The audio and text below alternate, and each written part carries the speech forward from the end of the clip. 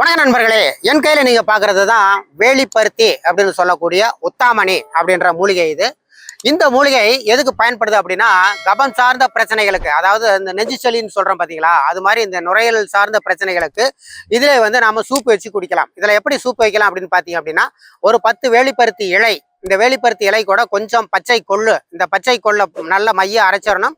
இந்த வேலிப்பருத்தி இலை கொஞ்சம் எடுத்துக்கணும். குப்பைமேனி இலை 4, இதை மட்டும் போட்டு கொஞ்சம் சீரகம், மிளகு, உப்பு, மஞ்சத்தூள் போட்டு நல்லா கொதிக்க வைக்கணும். கொதிக்க வச்சு, அதாவது எப்படின்னா நாம மூலிகை ரசம் வைக்கிறோம் இல்லைங்களா, அது மாதிரி இந்த மூலிகை சூப்பு ரசம் வைக்கிற மாதிரி இந்த உத்தாமணி இலைச்சாறை நாம தொடர்ந்து குடிச்சிட்டு வந்தோம் அப்படின்னா நிச்சயமா உங்களுக்கு மார்பு சளி இருந்ததுன்னா அது சரியாகும். அப்படிப்பட்ட ஒரு சிறப்பான மூலிகை இதே இந்த உத்தாமணி வேற எதுக்கு பயன்படுதுன்னா, காய்ச்சல், இந்த தொடர் காய்ச்சல், விடாத சுரம் அப்படின்னு சொல்ற மாதிரிங்களா, அது மாதிரியான விஷயங்களுக்கு செந்தூரத்துல இதை பாவனம் பண்ணி இதை